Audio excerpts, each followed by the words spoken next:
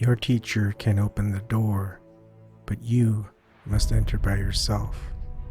Chinese proverb.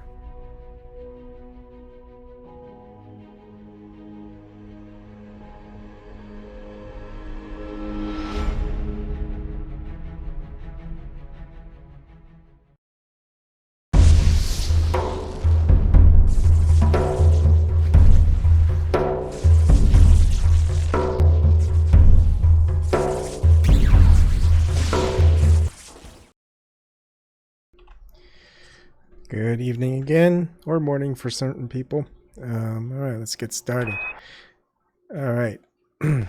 You can always come in and join me on these streams. You can talk about the topic at hand, and you might be able to segue to something else. You can always donate via Bitcoin or Vertcoin. I've had $0 since I've introduced those since 16 months ago. But anyways, if you can also do a Google Super Chat, which takes a big chunk, but if something slightly better, which is PayPal.me, which they take still a chunk, but I will disclose how much money I receive at the first video of the month, as well as my thank yous. Now, what you can do is, if you don't have any money, is go and prove the globe Earth. Get $15,000 from Zen Garcia and just donate to me a 10% finder's fee. You can find more about that over in that link. Okay, now let's go ahead and move on. So some of the things I was looking through, this is a wiki one about flat Earth, and it's probably made up a lot about globe earthers, but still, it's interesting, the stuff that they do tell you, because it's the stuff that they would just want to tell you all these things that are like, they're just kind of dumb.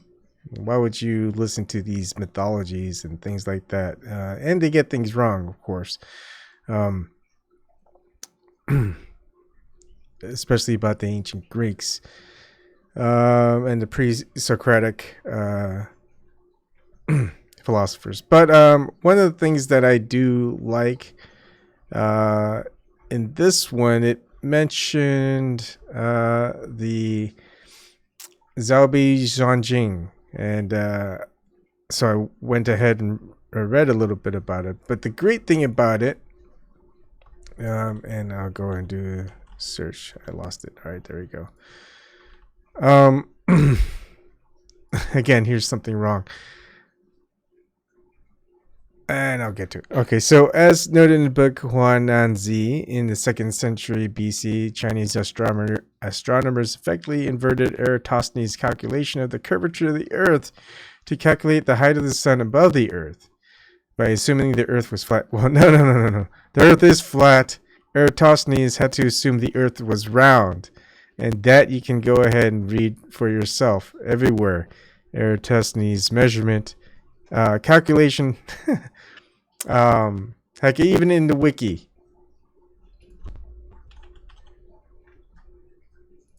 Eratosthenes.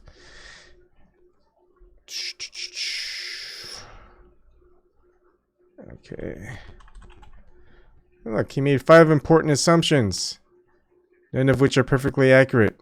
That the Earth is a perfect sphere. He had to assume that. I mean, they say that's how Eratosthenes proved the Earth was a sphere, by assuming that it was a sphere, and thus circle jerk. Another thing that this gets wrong is they arrived at a distance of 100,000 li, approximately 200,000 kilometers. Well, 200,000 kilometers to miles is 124,000 miles. Yeah, if you convert li to miles, it's 31,068 miles. So, which is it? Flat Earth Wiki. So it's dependent upon whatever conversion you want to do. But anyways, that's quite a a big difference between 124,000 miles compared to 31,000 miles.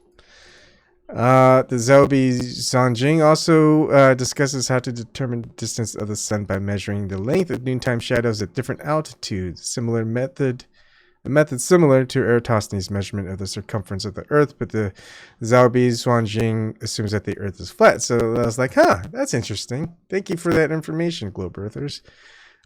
So the current measurement of the sun to the Earth is 92.96 million miles, as opposed to the ancient Chinese, who described it as being 31,068 miles, or 100,000 li.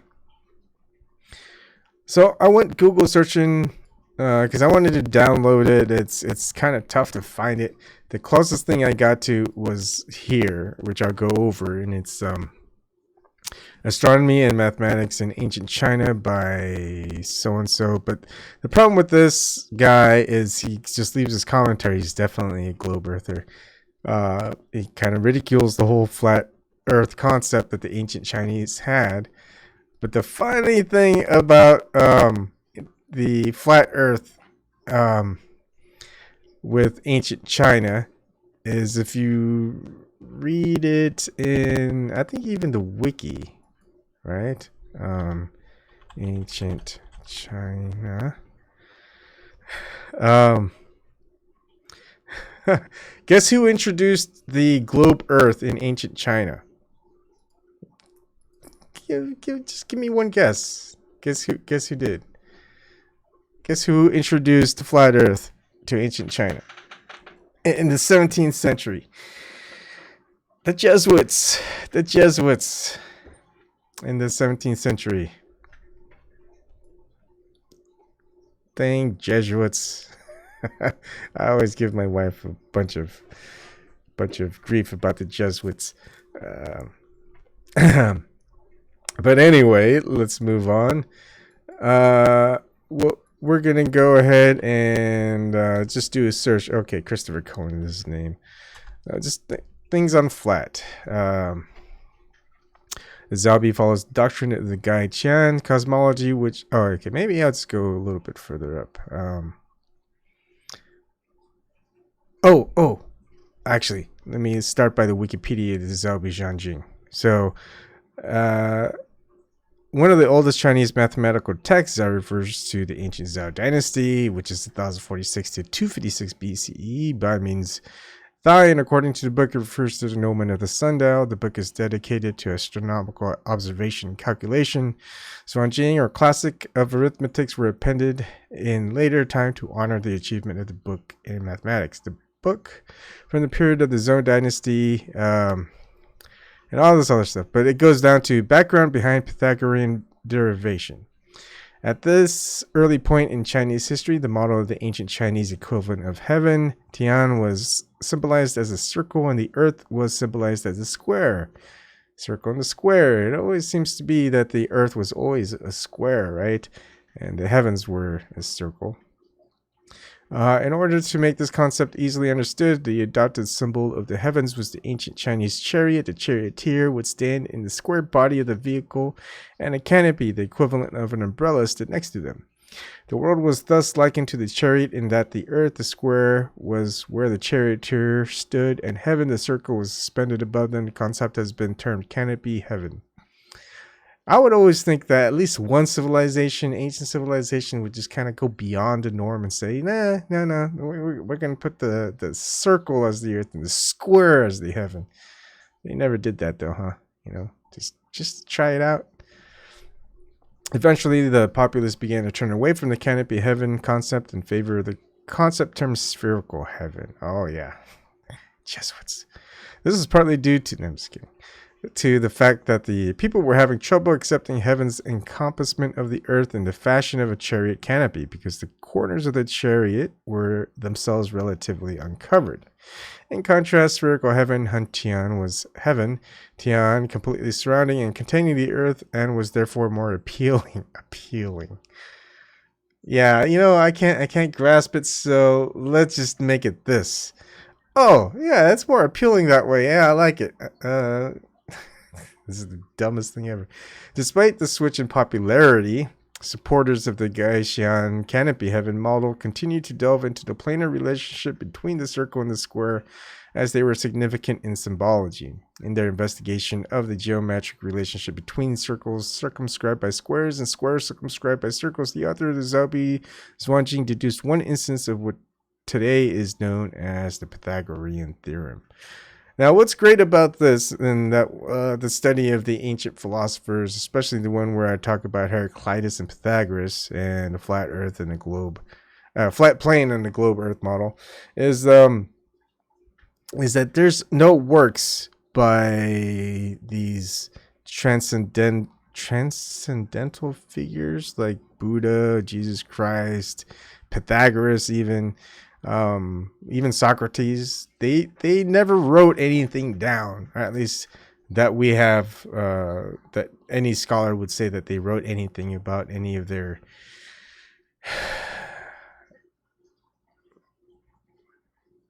events or something like that. I mean, I would guess write something down like, hey, I'm teaching all these things to people, you guys write it down, I'll just do the talking. That must have just been the way it was. It's like none of them could learn how to write. Writing must have been too difficult for these transcendental figures, or maybe they weren't supposed to write. Maybe writing was bad form. Who knows? But anyways, Pythagoras never really wrote anything, and of course, he always talked behind a curtain to his students. The man behind the curtain. Who is that? Yellow Brick Road. You know what I'm talking about, Wizard of Oz. Now, so a lot of things attributed to Pythagoras, we don't know. I mean, he was definitely founder of mystery schools, or at least a big part of mystery schools going into the Hellenistic period in ancient Greece. But anyways, let's forget about that. Let's talk about ancient China. All right. So Pythagorean theorem. I mean, this is probably at least the Europeans will always state that the Zhoubi Zhuanjing was just one of the first recorded proofs of the Pythagoras theorem. Now we'll just get into this a little bit more. Let's see. Flat. But what can a historian of Western science hope to gain from the encounter? At the most trivial level, the Zhoubi is certainly a novelty for someone from an intellectual world. This guy is so full of himself, it's funny. Where the only flat earthers are pre-Socratics, known through a few doxographic fragments, or dogged, he's probably talking about the Heraclitus, or dogged eccentricists as Cosmos Oedicopleastes. More seriously, ancient Chinese astronomical theory and practice appears to have no significant connections with the worlds of Hellas, Babylon, or Egypt. All right, so let's see. Not the smallest challenge presented by the Zhoubi is that we have to think away the concept of the celestial sphere that has been natural to all scientifically educated Westerners since at least the time of Eudoxus, a transition much more difficult to make than the switch from a spherical to a flat Earth. Such exercise is good for the mind and sharpens historical perception. All right. Let's see. Now here we go. In reality, the apparent celestial axis is simply the projection outwards towards. Oh, okay. Let's move a little bit more here. Even the nearest stars are vast distances away compared to the radius of the Earth's orbit. Over a period of many years, the relative positions as seen by an observer on the Earth therefore change very little. As a result, they may be taken as an almost fixed reference system against which phenomena within the solar system can be measured. By the beginning of the Christian era, astronomers in both East and West had come to think of stars as fixed on the inner surface of a vast rotating celestial sphere with the human observer at or very near its center. The points where the sphere's imaginary axis passes through it are the north and south celestial poles. In reality, the apparent celestial axis is simply the projection outwards into space of the Earth's axis. Good stuff. Likewise, the celestial equator, a great circle midway between the poles, is the outwards projection of the Earth's equator. Greek astronomers who believed in a spherical Earth were aware of these correspondences. But since Chinese astronomers lived in a flat Earth universe, the poles and the equator remain solely a celestial concept. A second great circle, the ecliptic, is inclined to the celestial equator at about 23 degrees. So it's still the 23, although they would state it as 23.4, right? But it fluctuates, that they say. Anyways, so the ancient Chinese, it was the ecliptic rather than the Earth's tilt. Let's just say that. This circle is the apparent annual path of the sun around the celestial sphere against the background of the stars. And again, this guy says, in reality, it is simply the outward projection of the plane of the Earth's orbit around the sun. This guy, in reality. All right, that's just too good. This guy likes to say in reality. It's like, what else? I mean, does this guy have a different vocabulary of anything else? In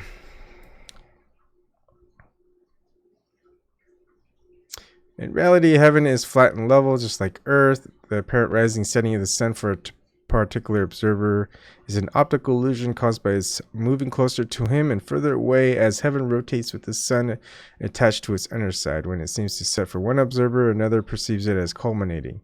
The apparent meeting of heaven and earth at the horizon is similarly a purely optical effect. As we shall see, such views are precisely those found in the Zhoubi itself. Okay. There's something to see.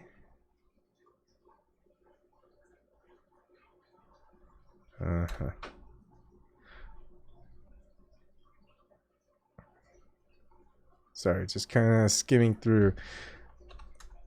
All right, so I think this is where we'll get to that graph or the little. Let's see, where is it? Here we go. We're told explicitly about the shapes of heaven and earth. Stupid fly. I need chopsticks. Heaven rotates once daily. Rotates once daily about the pole, carrying the heavenly bodies with it, and it is a uniform height above the earth. We are told nothing explicitly about the shapes of heaven and earth, taking the earth as flat, which is the normal Chinese view before the 17th century. Damn Jesuits. It seems likely that Gen Z would have held that heaven was flat too. But we must be careful not to force issues that Gen Z himself does not raise. Yeah, thanks. In reality, thanks. But we must be careful not to, for by doing so, we may give a false picture of his concerns. As we shall see, another section of the Zhoubi suggests a different form for heaven and earth. Chen Zi's real concerns are revealed in the opening question put to him by his disciple Rong Feng. Long ago, Rong Feng asked Chen Zi, Master, I've recently heard something about your way. Is it really true that your way is able to comprehend the height and size of the sun, the area illuminated by its radiance, the amount of its daily motion, the figures for its greatest and least distances, the extent of human vision, and limits of our four poles, the lodges into which the stars are ordered, and the length and breadth of heaven and earth? We've already seen how Chen Zi answers these questions. Apart from the height of heaven, all the answers relate to plan view of the universe. Set out, you mean plain view? I guess. So here it is. You've got the center. I guess that you would think that would be the North Pole. 119,000 Li. 103,000 Li. And this is the orbit of sun at summer solstice, and then 208,000 Li orbit of sun at winter solstice. So I wonder why what's up with that part and that. I guess that's just the closest it ever gets to the pole. Might be 103,000 Li. Let's see. And again, look, this is the first recorded proofs of the Pythagorean theorem. And that the same test as Eratosthenes, except that they didn't assume that the Earth was a perfect sphere. So he calculated Eratosthenes calculated the Earth's circumference without leaving Alexandria, and he made 5 important assumptions, none of which are perfectly accurate. One, that the Earth is a perfect sphere. So in order to measure the circumference of the Earth, to prove that the Earth is a sphere, you had to assume that the Earth is a sphere. I don't know if you guys figured that out yet. Okay, let's go more. I think most of that is kind of done. You know, a lot of this, it's just the cosmology of ancient China. And it wasn't just it wasn't like they figured out, oh, you know what? The Earth is a sphere on their own. It took Jesuits in the 17th century from Europe to tell them, hey, you know what?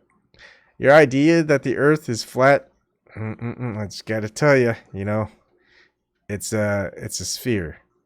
It's like, what does your Bible say? It says it's flat, but we're science. Pythagoras. Oh gosh, it just kills me. Does it kill you? Probably not. It does kill me. I mean, just the entire situation. This is like, hey, we got Jesuits over here. Who are Jesuits? They're like priests. Oh, okay. All right. Let's bring them in. Jesuits. Your Majesty, King of China, Emperor, whatever. It's like, we want to introduce you to God, and to make sure you understand that the Earth is a globe. It's like, all right, let me read your work of your God. And he reads it, like, well, how come in here it says the Earth is flat and there's like a dome around it, and like water separate like the heaven and the Earth? And it's like, well, back then the Jesuits say they didn't understand maths. It's like ancient China. This Chinese emperor going, look, I don't know where you're from, but we here in China, we're really good at maths. And Jesuits are like, yeah, well, we're better at maths. We have Pythagoras.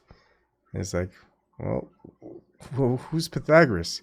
Oh, he's this funny guy. He used to teach from behind a curtain. He left none of his works in writing and any of that stuff. And then finally he goes, well, he said that the Earth was round, or is a sphere. And then the Chinese emperor's like going, so you're going to take this weird guy over the word of your God that the Earth is a sphere and not flat with a firmament dome or something. Jesuits are going, yeah, of course. I mean, God wills it so. The emperor is probably just like, whatever. All right, we'll take your word for it. The Earth is a globe.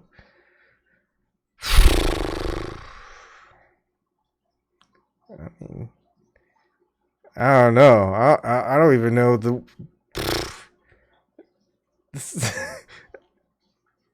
some writer had to have come up with a better piece than that. It's just like watching a bad movie, right? It's just like the movies right now. All the movies we used to watch, they used to be good. I mean, there's a few good movies here and then, but they're far and few between, which, of course, I'm going to probably do a talk about the Scott brothers, Tony Scott and Ridley Scott, because they've made some good movies. Ridley Scott, very esoteric, Gnostic in some ways. Tony Scott, not so much, but Tony Scott knew how to make you think about situations and what is that there is really no right reaction to a situation. But you have to be creative in order to make, I guess, the best case for your reaction to a situation. Anyways, this is my video for today. My second video.